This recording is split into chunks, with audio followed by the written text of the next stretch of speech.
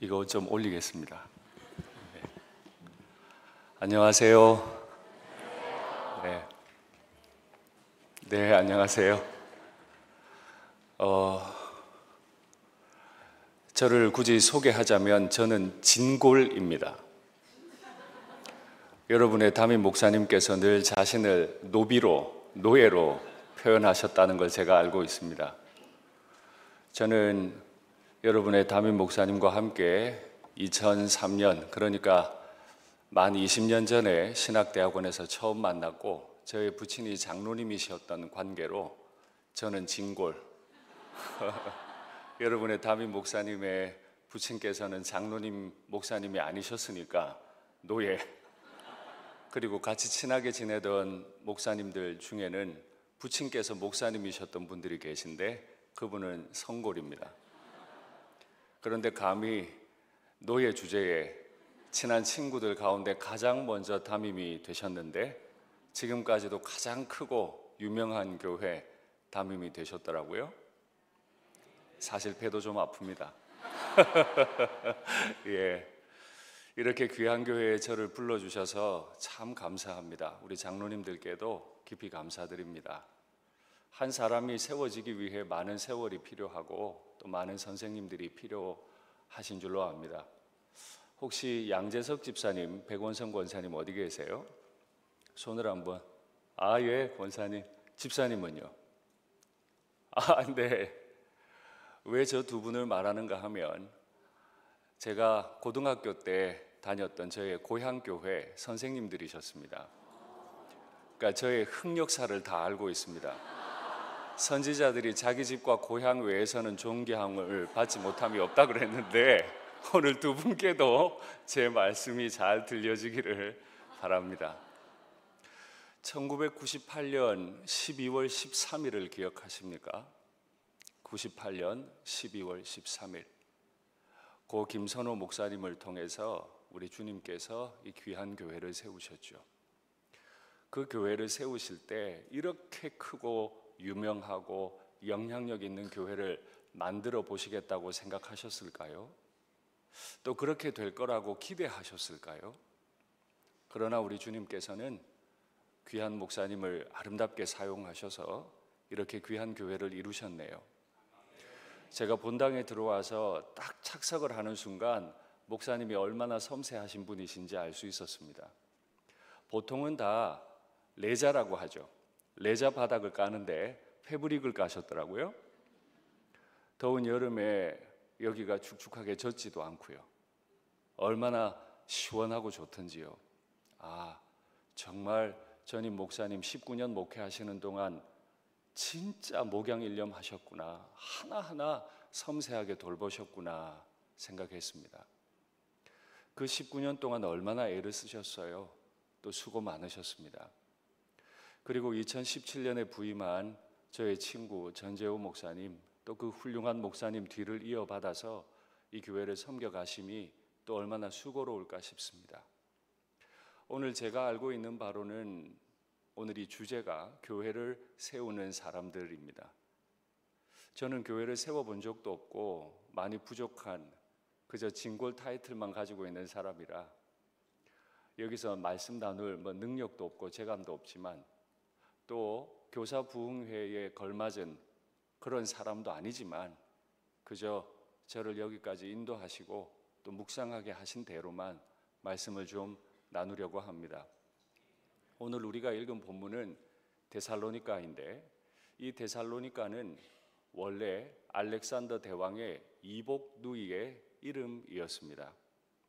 약관의 나이라고 하잖아요. 이제 막 갓쓴 나이 20살에 그는 마케도니아의 왕이 되었습니다. 33살에 이 땅을 떠날 때까지 그는 동방으로 원정을 가서 그 큰 나라 페르시아의 수도였던 페르세폴리스까지 다 정복했습니다. 그러나 귀국길에 그는 그만 열병을 앓다가 죽고 말았죠. 그가 죽은 이후에 카산더라고 하는 그의 후임이 알렉산더의 이복 누이 데살로니가와 결혼했습니다. 많은 연유 끝에 수도의 이름을 데살로니가로 정했습니다. 아마 정치적인 이유가 많았던 것 같아요. 지금도 그리스를 남북으로 크게 나누자면 북부 지역을 마케도니아라고 하고 남쪽을 아카야라고 합니다. 그 북부의 수도가 마케도니아의 주도가 데살로니가였습니다. 그곳은 온천이 많이 났기 때문에 온천을 뜻하는 테르마라고 하는 도시가 원래 데살로니가의 옛 이름이었어요. 마케도니아 왕국의 수도이기도 했고 지금도 아테네 다음에 두 번째로 그리스에서 큰 도시가 데살로니가입니다. 그만큼 그 지역은 부유했고 많은 사람들이 모였지요. 바로 그 지역에 복음이 들어간 겁니다.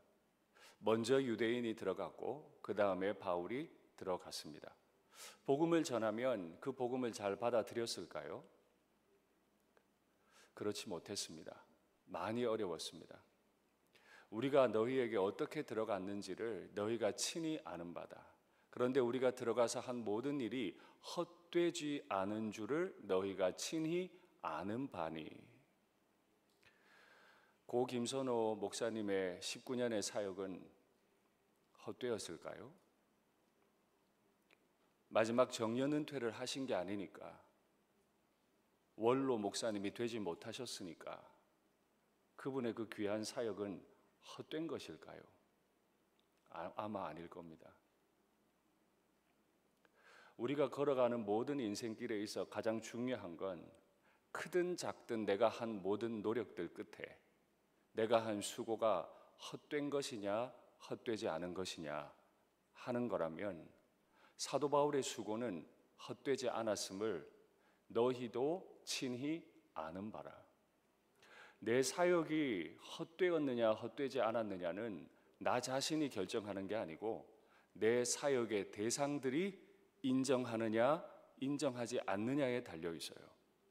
내가 아무리 열심히 일했어도 나와 함께 동역했던 사람들이, 내 섬김을 받았던 사람들이 그 사람의 사역은 헛됐습니다 라고 하면 헛된 거예요. 그러나 내가 너무 부족합니다, 나는 잘 못했습니다, 자신을 아무리 낮추어도 나의 섬김을 받았던 사람이 진짜 당신의 사역은 아름다웠습니다 하면 그의 사역은 헛되지 않았을 겁니다. 오늘 헌신 예배를 드리시는 우리 모든 선생님들 헛되지 않은 사역을 하실 줄로 믿습니다. 나 자신이 그렇게 주장하는 게 아니라 나의 섬김을 받은, 나의 가르침을 받은 제자들이 그렇게 고백할 수 있으면 좋겠습니다. 일산에 가면 일산교회라는 이름을 가진 교회는 참 많습니다. 아무래도 지역명을 쓰다 보니까 이단들도 다 일산교회라 그럽니다. 저희 교회는 후곡 마을에 있는 일산교회입니다. 아마 들어보셨을 수도 있겠습니다. 대한민국 3대 학원가 중에 하나가 후곡 학원가니까요. 그 후곡이라는 단어 한자의 뜻은 뒤후자의 골짜기 곡자입니다. 그러니까 뒤에 있는 골짜기 마을이라는 뜻입니다. 서울 임금님 계신 쪽에서 바라보면 고양 군청 뒤쪽으로는 산이 두 개 있습니다. 정발산과 고봉산입니다. 그 뒤에 계곡 깊은 곳에 있는 촌동네라는 뜻이 후곡입니다. 그런데 천지가 개벽했습니다. 일기 신도시로 정해지는 바람에 엄청난 아파트 단지가 들어왔고 거기에 학원가가 들어왔습니다. 그래서 공부 좀 시켜보겠다는 모든 부모님들이 후곡 학원가로 몰려왔어요. 2018년 4월에 제가 부임할 때 후곡 학원가는 우리나라 5대 학원가였는데 2019년에 3대 학원가가 되더라고요. 학원가 총 매출, 카드 매출액을 가지고 내는 통계인데 목동이 4등, 저희 후곡이 3등입니다. 대단하죠? 요즘은 웬만한 젊은 부모님들 그 동네 못 들어옵니다. 학원가가 완전히 세팅이 됐고 집값이 비싸요. 들어오고 싶어도 못 들어와요. 그렇게 비싼 동네에, 그렇게 경쟁이 치열한 동네에 자녀들을 데리고 들어옵니다. 엄마도 일하고 싶지 않아도 자라나는 아이를 더 가정에서 보고 싶어도 일하러 내몰립니다. 그래야 학원비를 대니까요. 그래도 부모님들은 자신의 수고가 헛되었다고 말하지 않습니다. 왜요? 사랑하는 자녀들을 위해 헌신했거든요. 그런데 제가 문제는 뭐라 그랬죠? 헛되다 헛되지 않다에 대한 판단은 내가 판단하는 게 아닙니다. 자녀들이 판단할 겁니다. 엄마 아빠의 수고가 헛되었는지 헛되지 않은지. 그래서 저는 설교를 더 진행하면서 여러 선생님들께 한 가지 부탁을 드리려고 해요. 거창한 지식을 전할 수도 없고 기술도 저는 없습니다. 그냥 한 가지 드리는 부탁은 여러분의 열심을, 헌신을 의심하십시오. 정말 열심히 일하는데 그 일하는 열심이 누구를 위한 것인지, 누구에게 인정받고 싶은 것인지, 정말 나의 제자들은 나를 보고 우리 선생님은 존경받아 마땅한 분이야, 저 선생님 때문에 내가 살았어 라고 고백할 수 있는 건지, 아마도 조심조심 의심하면서 사역할 때 좋은 선생님이 될 거라 생각합니다. 사도 바울이 헛되지 않게 일했음을 증명합니다. 오늘 우리가 읽지 않았지만 데살로니가전서 1장 3절 말씀 한번 확인하겠습니다. 너희의 믿음의 역사와 사랑의 수고와 우리 주 예수 그리스도에 대한 소망의 인내를 우리 하나님 아버지 앞에서 끊임없이 기억하매니. 사도 바울이 기억하는 건 내가 얼마나 대단한 헌신을 했다가 아니에요. 내 헌신의 결과로 나타난 데살로니가 교인들의 저 세 가지 아름다운 믿음의 성품들을 가지고 우리는 너희를 기억하고 있고, 너희를 기억하면서 내가 한 가지 자랑하는 건 내 수고가 헛되지 않았다는 거다. 이어서 6절과 7절 확인하시죠. 또 너희는 많은 환난 가운데서 성령의 기쁨으로 말씀을 받아 우리와 주를 본받은 자가 되었으니. 선생님 되었던 사도 바울이 주님을 본받으니까 그 어려웠던 척박했던 도시 데살로니가의 교인들이 선생님이었던 사도 바울과 함께 주님을 본받았다. 너희 예수님 본받아라 라고 말하면 안 되고, 예수님을 본받는 선생님이 계셔야 주님을 본받을 수 있죠. 그러므로 너희가 마케도니아와 지금 데살로니가가 주도로 있는 그리스 북부 지역 마케도니아와 아테네, 고린도가 있는 저기 남쪽 지역 아카야에 있는 모든 믿는 자의 본이 되었느니라. 우리 김포 성문교회에서 자라나는 다음 세대들이 이렇게 김포뿐 아니라 한강 건너 일산에까지 또 서울에까지 소문나는, 믿음의 소문이 아름답게 나는 그런 교회 되면 좋겠습니다. 다음 말씀 확인하시죠. 주의 말씀이 너희에게로부터 마케도니아와 아가야에만 들릴 뿐 아니라 하나님을 향하는 너희 믿음의 소문이 각 처에 퍼졌으므로, 이제 마케도니아에서 남쪽 아가야 거기서뿐 아니라 각 처로 그 소문이 퍼졌으므로 우리는 아무 말도 할 것이 없노라. 이 정도 되면 선생님들 얼마나 행복할까요? 제자들이 얼마나 잘했는지. 처음에는 제자들이 잘할 때 어깨에 힘 좀 들어갑니다. 내 제자예요 이렇게 말하는데 어느 순간 보니 제자들이 너무 탁월해서 이제 난 말할 게 없어. 우리 선생님들께서 이런 제자들 다 길러내시기를 우리 김포 성문교회 귀한 다음 세대가 아무 말할 게 없는 정말 복된 제자들이 다 되기를 바랍니다. 우리가 먼저 빌립보에 들어가서 얼마나 많은 환난과 고통을 당했는지 너희가 안다. 사도행전 16장에 보면 실제로 그들이 어떤 고통이 있었는지 기록합니다. 사도 바울 전도대는 원래 아시아로 가려고 했죠. 그러나 성령께서 여러 차례 나타나시고 사도 바울의 고집을 다 꺾어가지고 겨우 유럽으로 옮겨 놓으셨습니다. 유럽의 첫 도시가 빌립보였죠. 성령의 인도를 따라 들어갔으면 복음이 흥왕해야 하는데 겨우 여자 집사님 한 분 전도했을 뿐입니다. 루디아였죠. 루디아의 집에서 말씀을 가르치고 있었는데 귀신 들린 여종 하나가 있어서 고치는 관계로 그만 체포돼서 옷벗김을 당했습니다. 채찍을 많이 맞았어요. 옥에 갇혔습니다. 그리고 내침을 당했죠. 빌립보에 있는 그 루디아의 집으로 다시 가서 형제들 안녕. 대단한 일도 못하고 빌립보에서 쫓겨나서 들어간 도시가 바로 다음 도시 사도행전 17장에 나오는 데살로니가 교회였습니다.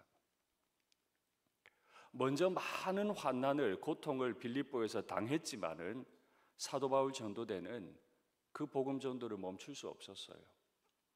그래서 곧바로 데살로니가로 갔는데 늘 해왔듯이 유대인의 회당으로 들어갔습니다. 이미 복음 나눌 수 있는 공간이었으니까요. 아무리 열심히 복음을 전해도 동족이었던 유대인들이 받아주지를 않아요. 길어야 4주, 짧으면 3주 밖에 복음 못 전했습니다. 거의 단기봉사 수준이죠. 단기봉사 잠깐 하고 나왔는데 세상에 지금의 데살로니가 교회가 되어버린 겁니다. 바울의 마음이 얼마나 기뻤을까요? 바울의 마음이 얼마나 좋았을까요? 우리는 때로 의심합니다. 하나님의 인도 따라 아시아 포기하고 유럽으로 왔는데 도대체 이게 뭡니까? 빌립보에서도 딱 한 사람 전도했고 데살로니가 들어오자마자 큰 박해가 있어서 3, 4주밖에 복음 못 전했고 난 또다시 쫓겨나갑니다. 바울을 죽이지 않고는 먹지 않겠다는 사람들도 막 자기를 따라다니니까 더 이상 마케도니아에 있을 수 없어서 베레아로 갔다가 베레아에서 저 남부 고린도까지 내려가는 수고를 해야 했는데 왜 이렇게까지 해야 하는 겁니까? 때로 하나님 앞에 묻고 싶지 않았겠습니까? 바울은 다른 큰 계획을 가지지 않았어요. 그저 자기가 사랑했던 하나님, 그 하나님에 관한 복음만 열심히 나누다가 더 이상 할 수 없으면 그 도시를 떠났을 뿐이에요. 그런데 하나님의 성령께서 바울 가는 곳마다 사용하시고 큰 열매를 맺게 해 주신 것을 믿습니다. 빌립보에서 먼저 경험했던 환난이 있었던지 바울은 데살로니가에서 비록 짧았지만 열심히 복음을 전하고 떠나게 됐습니다. 멀리서 들려오는 소식이 있습니다. 각처의 그 소문이 너무 아름다워서 너무너무 감사해서 기가 막혀서 3, 4주밖에 사역 못했는데 이렇게 탁월한 사역이 있다니 감사함을 하나님 앞에 올려드린 거죠. 바울은 우리가 너희 가운데서 많은 싸움 중에서 하나님을 힘입었다라고 고백해요. 맞아요. 사실 아시아로 가려고 했을 때 성령께서 나타나셔서 그의 고집을 한번 꺾었지만 사도 바울은 고집이 꺾이지 않았어요. 그대로 아시아로 진행했습니다. 불순종한 거죠. 그런데 하나님은 다시 꺾어버리셨어요. 할 수 없이 배 타고 유럽으로 건너가고 빌립보에서 데살로니가에서 엄청난 환난을, 많은 싸움을 당했습니다. 때로 하나님의 사역자로 산다는 것, 주일학교 교사로 산다는 것, 많은 환난을 경험해야 할지도 모릅니다. 많은 싸움이 있을지도 모릅니다. 저는 분명히 믿습니다. 하나님이 살아계시고 하나님이 우리를 구원하기 원하신다면 마귀도 분명히 살아있고 마귀도 분명 우리를 대적할 겁니다. 그래서 교사로 산다는 건 어쩌면 평생에 싸운다는 뜻인지도 모릅니다. 평생에 싸워야 내 제자들을 이끌어낼지도 모르죠. 그때 우리는 어떻게 해야 하나요? 하나님을 힘입어. 선생님들께서 가지셔야 할 많은 것들이 있습니다. 열정도 있으셔야죠. 또 현 시대에 맞는 지혜도 있으셔야죠. 전할 만한 기술도 필요합니다. 그 모든 게 다 필요합니다. 그러나 선생님들께서 꼭 가지셔야 하는 한 가지, 하나님을 힘입어. 주일 아침에 교회에 왔더니 선생님의 눈이 젖어 있습니다. 주일 아침에 교회에 왔더니 세상의 선생님의 눈이 따뜻합니다. 그런 선생님께 무슨 테크닉이 필요해요? 무슨 기술이 필요해요? 그냥 선생님 보니 눈물 나고 선생님 날 위해 울어주는데 뭐가 더 필요해요? 하나님을 힘입어. 오늘 아침에 하나님을 힘입으셨습니까? 지난 한 주 하나님을 힘입은 마음으로 교회에 오셔서 제자들을 만나셨습니까? 더 좋은 환경 주세요. 이 교회가 지금 상당히 부흥하는 교회로 유명한데 부흥하다 보면 필히 공간은 모자라죠. 더 많은 공간 주세요. 시끄러워서 주일학교 공부가 안 돼요. 어떻게든 교육관 좀 구해주세요. 구해주세요. 예, 다 필요하죠. 우리 조상들께서 6.25 전쟁통에 정말 멋진 기자재를 가지고 좋은 마이크를 가지고 그렇게 우리를 길렀습니까? 제가 사역하는 일산교회는 올해가 90주년입니다. 1933년에 교회가 설립되었으니까 얼마나 많은 고난을 당했을까요? 서울시 바로 옆에 붙어 있으니까 일제강점기 때 얼마나 힘들었을 것이며 6.25 전쟁통에는 아주 대포알이 많이 떨어지지 않았겠습니까? 그런 전쟁통에 교회는 사라지지 않았어요. 집은 다 허물어졌어도 우리가 그렇게 사랑하는 아름다운 교육 공간은 다 사라졌어도 정신이 시퍼렇게 살아있는 눈에 눈물이 마르지 않는 선생님들 덕분에 우리 일산교회는 지금도 그 후곡 마을에 90년째 서 있습니다. 저는 교육 전문가가 아니라 잘 모릅니다. 그냥 한 사람의 목사로서 부탁드립니다. 예배 드리실 때, 큐티 하실 때 그냥 눈에 눈물이 많은 하나님을 힘입은 증거가 있는 그런 선생님들 되어주시면 좋겠습니다. 저는 오늘 아침에 우리 일산 교우들과 함께 다니엘에 관한 이야기를 잠깐 나누었습니다. 10대 소년 때 바벨론의 느부갓네살 왕에 의해 포로로 끌려왔습니다. 그는 그의 하나님을 원망하지 않았어요. 오히려 자기를 지켜 깨끗하게 유지했습니다. 그렇게 1년, 2년, 10년, 20년 지나면 좀 나아지면 좋잖아요. 어느덧 그의 나이가 80이 됐습니다. 머리가 하얗습니다. 그때는 이미 제국이 바뀌어버렸어요. 느부갓네살의 바벨론에서 고레스의 페르시아로, 고레스 이후에 다리우스가 왕이 됐습니다.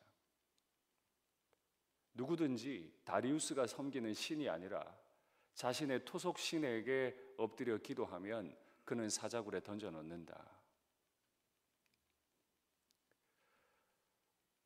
다니엘은 그 사실을 다 알고 있었지만 10대 소년 때 섬겼던 그 하나님을 나이 80이 되어서도 그대로 섬기기로 다짐합니다. 그런데 문제가 하나 있어요. 고향에 있었던 그 예루살렘 성전은 이미 다 불타고 사라져 버렸습니다. 하나님의 임재하신 그 자리가 없어졌어요. 기도할까요? 말까요? 임재의 자리가 없어졌는데 어느 방향을 향해 기도할까요? 예배당 이렇게 아름답게 건축하실 때 아마 임시 예배 처소가 있었을 겁니다. 임시 예배 처소에서도 기도하셨을 거고 이 지역에 세워질 아름다운 성전을 생각하며 기도하셨겠지만은 다니엘은 그가 사랑했던 성전이 다 불타는 걸 봤어요. 하나님이 무기력하게 패배하는 걸 다 봤어요. 10대 때 끌려왔으면 마음에 원망이 있지 않겠습니까? 하나님 살아계신 거 맞습니까? 다윗에게 하신 약속 정말 지키시는 거 맞습니까? 내 나이가 80인데 이제 하나님 앞에 기도도 못하게 하는데 기도하면 사자굴에 던진다는데 내가 기도할까요 말까요? 여러분, 만일 여러분이라면 그 시간에 60년을 버티며 기도하실 수 있겠습니까? 왕의 어인이 찍힌 것을 알고도 예루살렘 성전이 있는 곳을 향해 하루 3번 기도했다. 그리고 아시는 대로 사자굴에 떨어졌고, 다리우스 왕이 그 다음날 아침에 와서 네가 섬기는 너의 하나님이 너를 구원하시기에 충분하셨느냐 라고 물어요. 얼마나 마음 아픈 질문이에요? 그때 다니엘은 고백합니다. 나의 하나님이 그의 천사들을 보내셔서 사자들의 입을 이미 봉했습니다. 그리고 6장 23절에서 그는 이 승리의 비법을 설명하기를 자기 하나님을 믿음이러라. 우리 제자들에게 필요한 선생님은 누굴까요? 학위를 가지신 분, 유머러스 하신 분, 간식을 많이 사주실 수 있는 분, 다 귀합니다. 없어서 문제죠. 다 그렇게 되시면 좋겠어요. 그런데 그것보다 더 본질적이고 중요한 거, 자기 하나님을 믿음. 그 어떤 때에도 성전이 다 무너졌어도, 남들이 하나님을 향해 손가락질할 그때도 아니야, 내 하나님은 살아계셔. 얘들아, 네 하나님 살아계셔. 그 고백할 수 있는 선생님 필요한 거 아닌가요? 사도 바울이 빌립보에서도 데살로니가에서도 그 고통을 당했지만, 고통 가운데서도 많은 싸움 가운데서도 복음을 전할 수 있었던 것에 대해서 나는 사람을 기쁘게 하려 하지 않았어, 하나님을 기쁘시게 하려 함이라 4절에서 고백하는데요. 여러분, 이 말은 정말 무섭습니다. 특별히 우리 선생님들, 누구를 기쁘게 하기 위해 선생님 사역하시나요? 제자들. 우리 제자들이 이거 해달래요, 저거 해달래요. 그래야 교회 온대요. 예, 제자들 만족시켜야죠. 또 하나요, 나 자신을 기쁘게, 내가 계획한 대로 교육 방향이 될 때, 내가 계획한 대로 내 제자들이 움직여줄 때, 그때 내 마음이 충분히 좋아요. 그럼 내년 한 해 더 하고, 그게 안 되면 연말마다 목사님, 제가 내년엔 어렵겠습니다.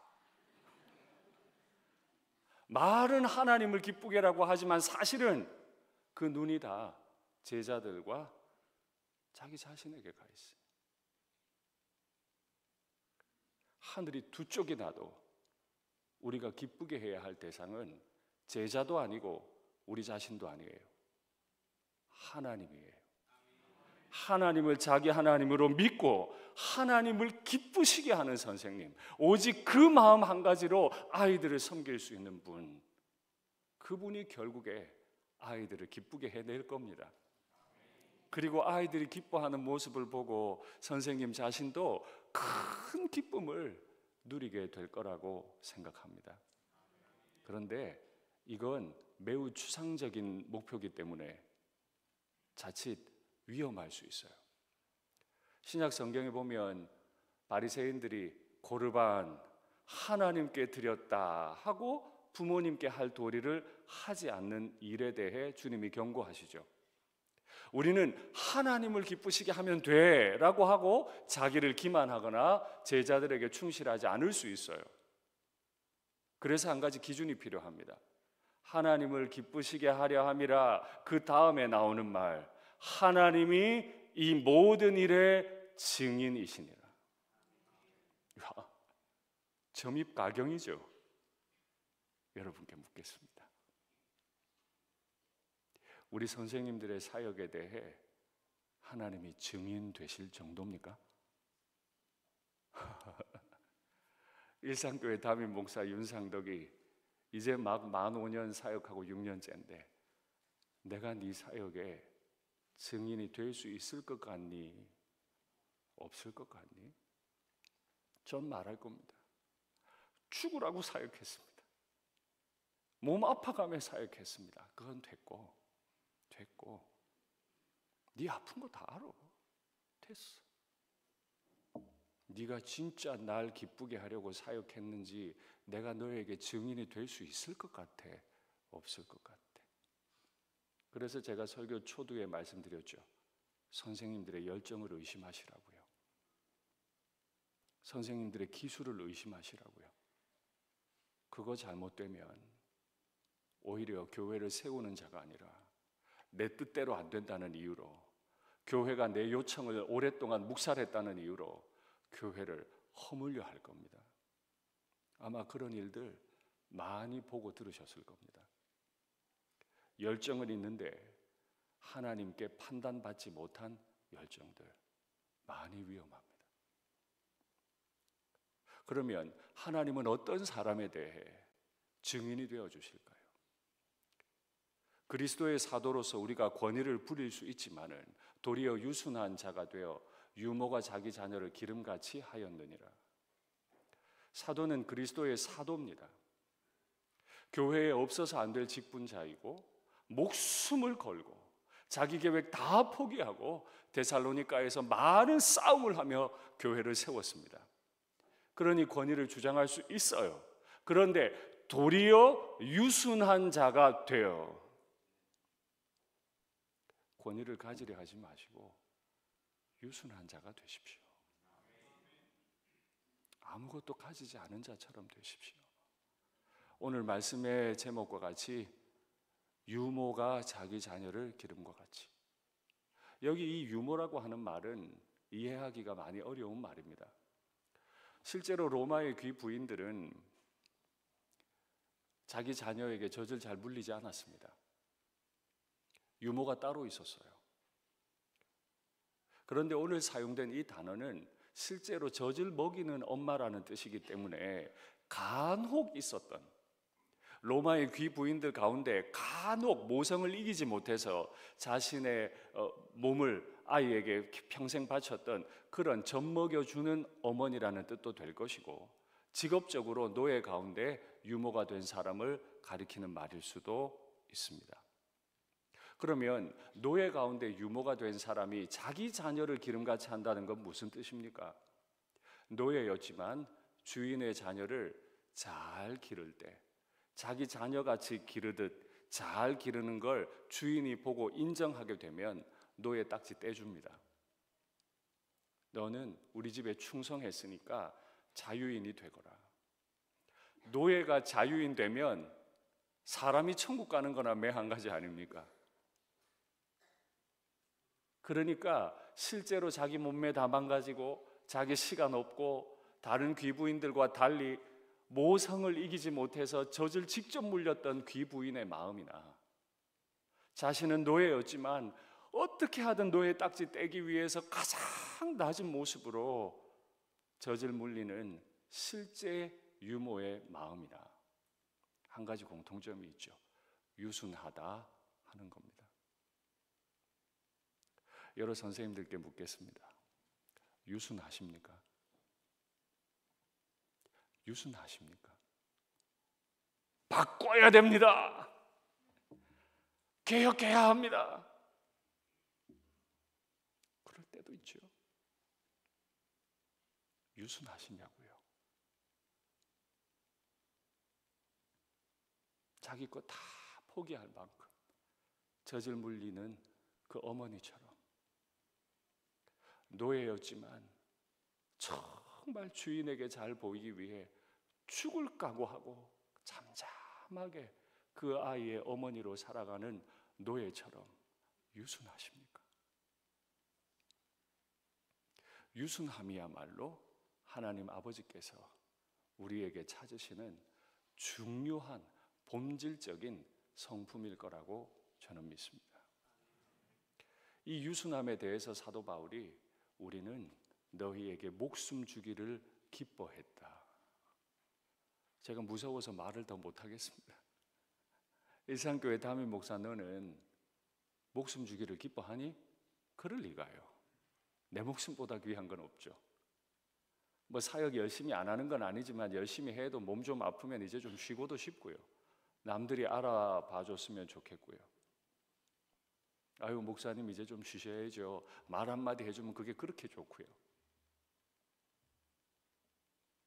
그런데 사도 바울은 우리의 목숨을 너희에게 주기를 기뻐했다. 어느 정도로요? 나는 너희에게 복음만 아니라 목숨을 주었다. 아이들에게 굉장한 테크닉을 가지고 좋은 기자재 환경에서 하나님의 복음을 전하려 합니다. 예, 교회는 그걸 마련해야죠. 그러나 선생님 개인에게 묻습니다. 목숨 주도록 사역하고 계십니까? 내 진심을 담아 유순하지 않으려고 하는, 주장하려고 하는, 사도의 권위를 부리려고 하는 그 마음을 다 꺾어버리고 유순한 자가 되어서 유모가 자기 자녀를 기름과 같이 그렇게 하십니까? 사도 바울은 이 과정을 설명하기를 고린도후서 4장에서 아주 무서운 말로 표현합니다. 말씀 확인하시죠? 우리가 항상 예수의 죽음을 몸에 짊어짐은 예수의 생명이 또한 우리 몸에 나타나게 하려 함이라. 우리 살아있는 자가 항상 예수를 위하여 죽음에 넘겨짐은 예수의 생명이 또한 우리 죽을 육체에 나타나게 하려 함이라. 그런즉 사망은 우리 안에서 역사하고 생명은 너희 안에서 역사하느니라. 그리스도 안에서 유순한 선생님이 되면 내 목숨을 주기를 기뻐하게 되는데, 복음만 주는 게 아니라 내 목숨을 함께 주는데 어느 정도냐 하면 내 속에서는 사망만 역사하고 내 제자들 가운데는 생명만 역사하는 정도로, 나는 반드시 죽고 제자들은 반드시 사는 정도로 그렇게까지 헌신한다는 거예요. 뉴욕에 가면 뉴욕 소방청 아주 유명하죠. 뉴욕 소방청의 소방대장이었던 존 사카라고 하는 귀한 소방대장께서 아주 오래전에 쓴 책이 있습니다. 그 책 제목은 여러분도 다 아시는 정도입니다. 책 표지 한번 볼까요? First in, last out. 불난 곳에 가장 먼저 뛰어들어가서 마지막 잔불까지 다 처리하고 마지막에 나오는 사람들이 뉴욕 소방청 사람들입니다. NYFD라고 합니다. 그 사람들의 모토는 First in, 가장 위험한 곳에 먼저 뛰어들어가서 Last out, 가장 마지막에 나옵니다. 목숨을 주기를 기뻐한다는 건 그런 뜻이죠. 그러나 오해하지 마십시오. 아무리 저런 구호를 가진 사람이라도 죽으려고 뛰어들지는 않습니다. 살리려고 뛰어들어갑니다. 그러면 first in, last out 한다는 뜻은 무엇입니까? 다음 말씀 확인하시죠. 우리가 주목하는 것은 보이는 것이 아니요 보이지 않는 것이니 보이는 것은 잠깐이요 보이지 않는 것은 영원함이라. 저 불길 가운데 있는 저 사람이 살아날지 살아나지 않을지는 모릅니다. 그러나 내 소명이 저 불길 가운데 first in 하는 것이고 last out 하는 것이기 때문에 우리는 한 가지를 바라봅니다. 아직 내 눈에 보이진 않지만 보이지 않는 걸 바라봅니다. 내가 이 불 꺼지는 날 저 사람 데리고 나온다. 우리는 보이지 않는 걸 보며 살아갑니다. 다음 말씀이요. 다음 말씀이 없나요? 없네요. 갑자기 당황스럽네요. 네. 있는 줄 알았는데. 예. 그리고 사도 바울이 이렇게 자신을 목숨까지 주기를 기뻐했다고 한 이유를 마지막으로 설명합니다. 너희가 우리의 사랑하는 자 됨이라. 마지막으로 묻습니다. 제자들을 사랑하십니까? 진짜 눈물 나도록 사랑하십니까?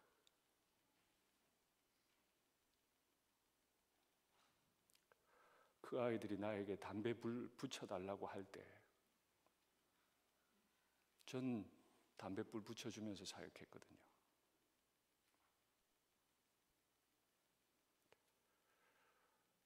신혼생활 시작한 지 얼마 안 됐는데 술집 사장님으로부터 전화가 왔습니다. 윤상덕 전도사님이시냐고. 그렇다고. 여기 어떤 여자 청년이 하나 쓰러졌는데 술값도 안 내고 쓰러졌다고. 가장 최근에 통화한 사람 이름이 윤상덕 전도사님이라고 돼 있다고. 데려가고 술값 내야 되겠다고. 이뻤을까요? 안 이뻤을까요? 그렇게 이쁘더라고. 그렇게 이뻐요.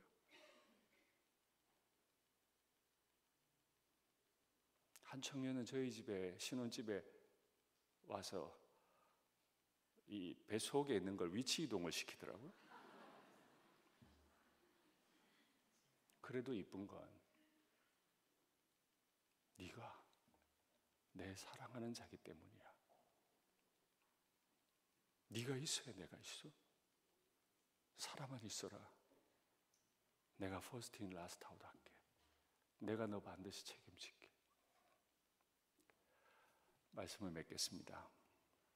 교회 안에 있어야 할 건 마케도니아의 부가 아닙니다.